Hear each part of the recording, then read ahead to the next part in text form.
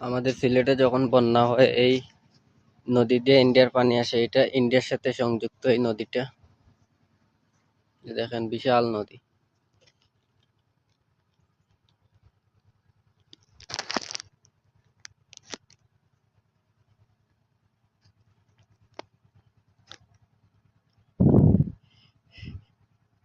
এটা সরাসরি ইন্ডিয়ার পানি নামে এই নদী দিয়ে। এই যে দেখেন কি ভাঙনটা, এবার অনেক ভাঙছে, আরো বড়